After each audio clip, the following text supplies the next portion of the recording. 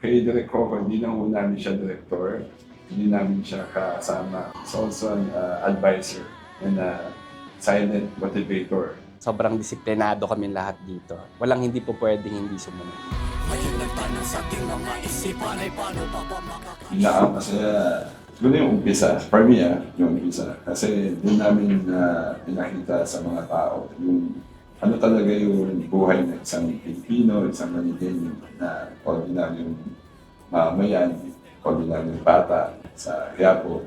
On that, nakita nila na parang katulad din namin sila. Look at our show now, it's been 3 years since that early days na nasa Quiapo kami. Pagbahay, pinakita namin yung journey ng isang ordinaryong Pilipino na sumasalamin sa katauhan ni Tanggol at ng tropa naman. Actually, oo po eh. Kaya sobrang pasalamat namin kay Direk Coco. Baga, nabigyan kami ng oportunidad na pakatrabaho yung mga dating mga napapanood lang namin, ng mga dating inahangaan ng mga artista, sa lahat ng mga co-actors po namin ng mga professional. Kasi medyo bago pa po kami dito, pero tinuturuan nila kami kung paano yung disiplina. Parang hindi po kami iba sa kanila. Winelcome po nila kami. Sobrang pasalamat. Habang kasama namin sila, mabait pala, okay pala. Pero marami kami nakukuhang mga aral at saka mga technique na kung paano sila umarte, paano sila umalaw. And they are very generous with their teaching us how to act more. Oo naman, siyempre, siya ang aming leader. Diba? Siya ang aming susundan sa journey ng buhay niya. And alam namin na hindi niya kami pababayaan. Hanggang kamatayan, hindi namin iiwan si Tanggol. Basta huwag mo kami iwan at hindi ka namin iiwan. Hanggang kamatayan, magkakaibigan tayo.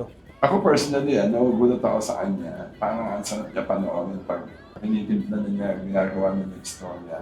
Parang siyang magician na wala namang kaming script. Gagawa na siya, tititikan lang niya. Patahimik lang yun. Tapos gagawa na siya ng istorya. Ma-amaze ka na naisip niya yun. Tama pala, tama lahat ng mga ginagawa niyang twists and turns ng Batang Quiapo. Nagmamasda ko sa napaka-genius na tao na to. Galing tumakbo utak. Grabe po yung utak talaga nito. Hindi na pa siya isang artist, siya pa siyang producer, writer po. Lahat na po sa kanya po ginagawa niya. Tulad ko, bilang artista, ang sarap ng opportunity na nasa Batang Quiapo ka kasi sobrang phenomenal ng show. Kahit saan kami pumunta ng lapalot ng Pilipinas, kilala kami. Nadala namin kami ni Direk Coco sa ibang bansa. Sobrang sikat din talaga. So, nabago talaga yung takbo ng buhay namin. Siyempre, pag artista, pag may taping ka, buhay ka eh. Kay Direk Coco, hindi na ho namin siya director. Hindi namin siya kasama. He's also an advisor and a silent motivator. Kasi we all know how his life has been, di ba, from where he started to what he is now. And up to me, personally, I'm trying to reflect on that and trying to imitate that. Na ngayon na in BTF ako, hindi ko sinasayang yung pera. With this show, dito talaga ako nag-umpisa kami ng bahay, pa isa-isa. Kala ko isang bahay lang. Ito matlo na, mga kotse. Pinaka-nakakatakot sa artista is pag wala ka ng show, and lahat yun, lahat ng mga development sa buhay ko, namin, lagi namin pinukwento kay Direk Coco na Direk, may bahay na ako, Direk, bumili ako ng kotse, Direk, may negosyo ako. Sabi niya, very good, very good. Simple lang na ni-report ko sa kanya. Yung tiwalang binibigay niya sa amin, sinusuklian namin ng to have a better life in ourselves. Kaya, sana nga ang Batang Quiapo umabot ng mga 10 years para yung bahay ko umabot ng 7 floors. Simula po nung na pasok po ako dito sa Batang Quiapo, yun po yung gusto ko kay Direk Coco na tinuro niya po sa amin, yung disiplina. Sobrang disiplinado kami lahat dito. Walang hindi po pwedeng hindi sumunod. Sa pinagbago naman ng buhay, medyo malayo-layo na, pero malayo pa. Grabe yung naitulong talaga nito ko sa akin. Noong una, nung hindi pa ako nakapasok dito, sa iba ako tumitira. So wala akong permanent address. Nung tumagal ko, nakapilitin po ako ng bahay. Tinuruan din ako ng Direk Coco na kailangan mag-ipon. Siyempre yung pamilya mo rin din, hindi mo. Saka umalis ka rin sa sarili mo bahay. Sobrang malaki na bago.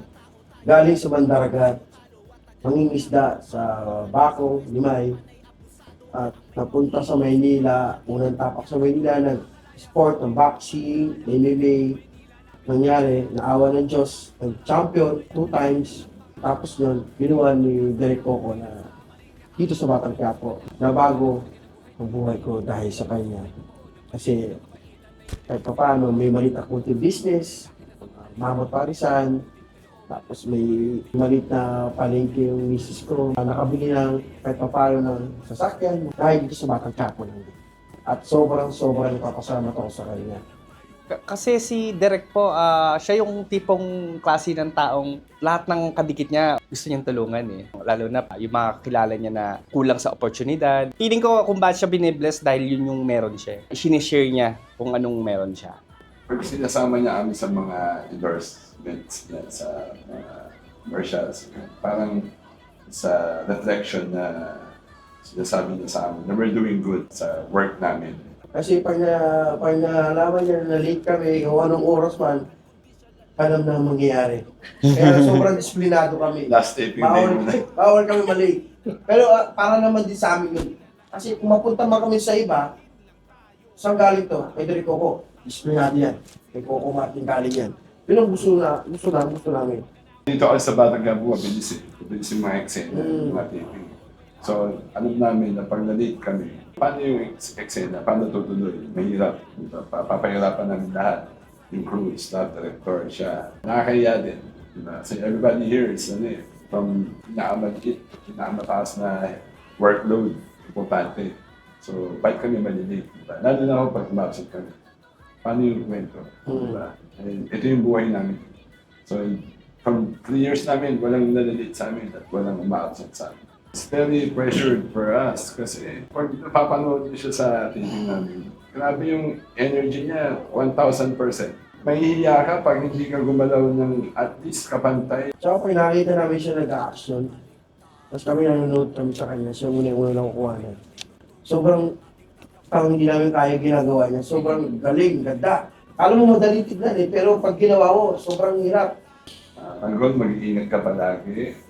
Galingan mo umilag sa mga bala at huwag ka masyadong magpasuntok ng todo kasi dapat tayo kang buhay at healthy para mahaba ang show natin.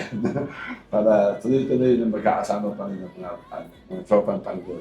Tanggol, maraming salamat sa iyo sa buong istorya ng buhay mo. Sinama mo kaming tropa mo. Nandito kami palagi na nakasuporta para sa iyo. Sa lahat ng mga decision mo sa buhay, nandito lang kami sa likod mo. Lagi mag-a-advise para sa'yo. Maraming salamat sa iyo, Tanggol. Mabuhay ka. I love you. Ay, ako po si Thanos ng Batang Quiapo.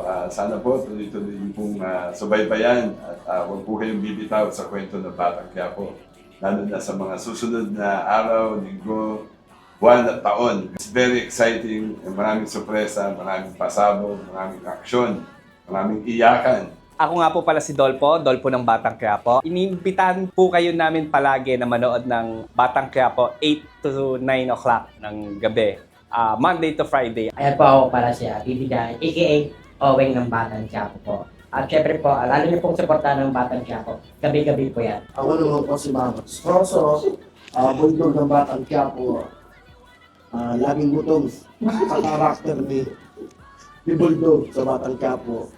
Pero pag nagutom naman, o sumakpakan, maasahan nyo. May-respect kami, mga tropa. Kaya maraming salamat sa support sa Batang Quiapo. Huwag kayo magsawa, panoorin yung Batang Quiapo, maniwala kayo sa akin sa hindi. Kaabang-abang to. Yun ang masabi ko. Nasabi na nila lahat eh, abangan nyo na lang. Okay, bakbakan na. Siguro nga ang katapat ng masamang may baril kahit nasa mandali na yung merong mabuting kalooban na may baril din.